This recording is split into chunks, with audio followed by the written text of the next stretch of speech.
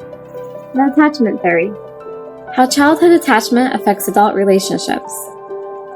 Our attachment style determines everything in our relationships, from who we want as our partners to how our relationships will end. This video will help you understand how attachment patterns in adult intimate relationships are guided by the emotional bonds developed at the initial phases of childhood. To start with, what is attachment? Attachment is a deep and enduring emotional connection that connects you with another person across time and space. What does the attachment theory say? The attachment theory was developed by British psychoanalyst John Bowlby. He believed that during the first 6 months of life, children need to develop a close emotional relationship with one primary caregiver. That could be your loving mother or your caring father.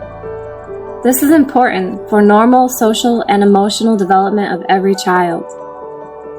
When a child shares a strong emotional bond with their parents, it builds a secure attachment. This makes them feel safe and have a positive view of life.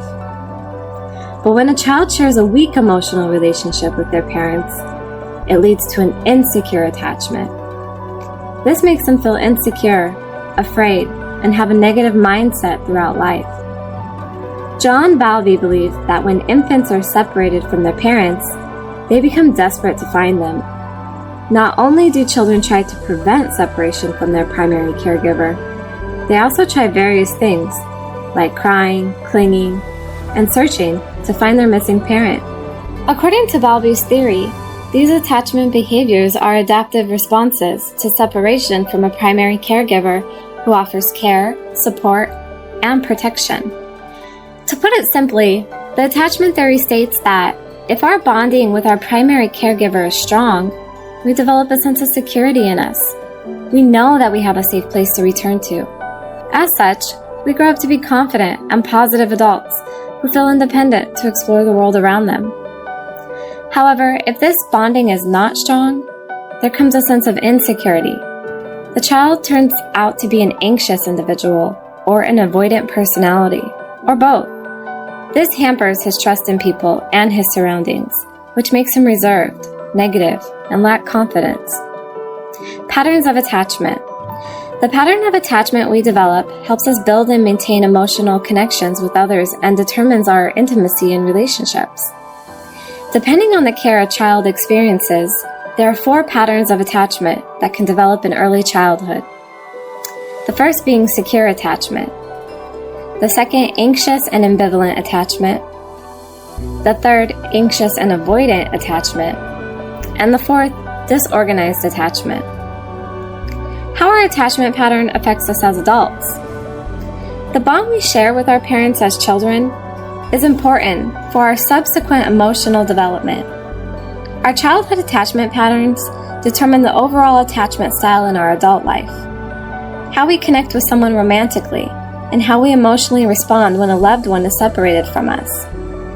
To understand the different attachment patterns in childhood and its effects on adult life, let us consider the 4 stories of 4 best friends: Diana, Tina, Rebecca, and Allison. All of them are the best of friends and live with their respective parents, but they have very different stories running in their lives. Let's take a look, shall we? Diana's story. Secure attachment. Diana is a happy girl who loves her parents. Her parents love her and take good care of her.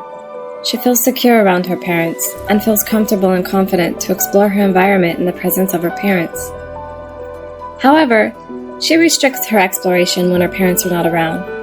She becomes distressed and worried when her parents are not nearby or separated from her. But when she is reunited with her parents, Diana becomes happy again. She settles down and feels comfortable around them. Diana is securely attached to her parents. Secure attachment is considered as the best attachment classification. It has been observed that over 55% of children show secure attachment patterns in their parent-child relationships. With a secure attachment style, Diana will grow up to be a secure adult who will have a positive self-image, be empathetic, forgiving, and trusting, be comfortable in a warm, loving, and emotionally intimate relationship. Know how to set appropriate personal boundaries. Depend on her partner and allow her partner to depend on her. Be available for her partner when needed. Be dependent and independent in romantic relationships. Accept her partner's need for separateness without feeling lonely or rejected. Manage her emotions, openly communicate her feelings, and will not avoid conflict. Be a sensitive, warm, and caring parent and responsive to her child's needs. Tina's story: anxious, avoidant, insecure attachment. Tina is not too close with her parents. Her parents are often neglectful and punish her whenever she makes a mistake. You can say Tina's parents are slightly abusive. So Tina doesn't feel too secure around her parents and often avoids them. Although she explores her environment in the presence of her parents, she is not much distressed in their absence. When separated from her parents, Tina doesn't really cry much. In fact, when she's reunited with her parents, Tina tends to ignore them. This type of attachment is known as anxious, avoidant, insecure attachment. About 20% of children show avoidant attachment patterns with their primary caregiver. Children in avoidant attachment relationships with their parents seem to avoid their primary caregivers.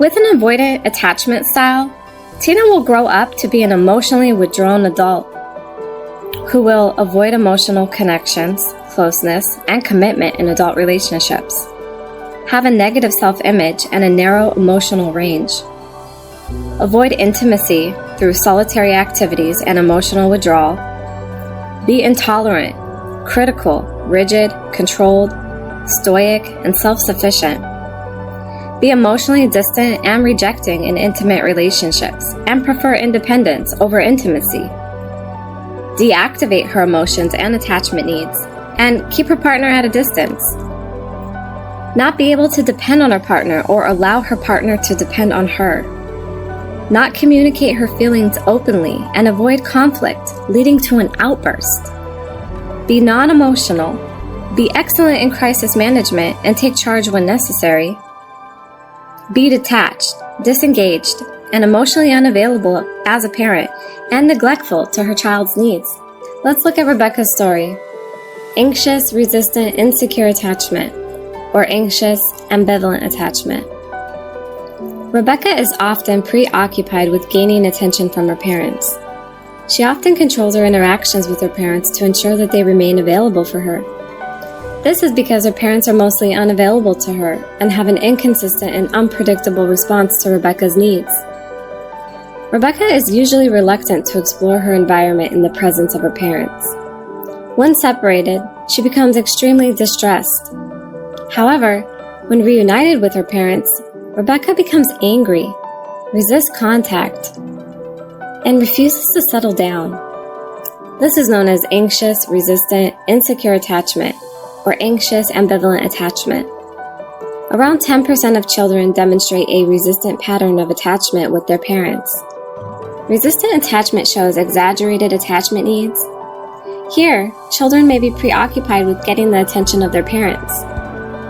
Due to inconsistent parent-child communication, Rebecca will grow up with an insecure and anxious adult who will crave closeness and intimacy in relationships, have a less positive self-image, be very needy, controlling, unpredictable, erratic, and seek ongoing reassurance, be preoccupied with partner, and constantly afraid of abandonment and rejection, have hyperactive attachment needs, and will be very clingy, which will push her partner away. Be highly sensitive to behaviors, moods, and actions of her partner and take them too personally. Allow unresolved family issues from the past like emotional pain, fear, anger, and rejection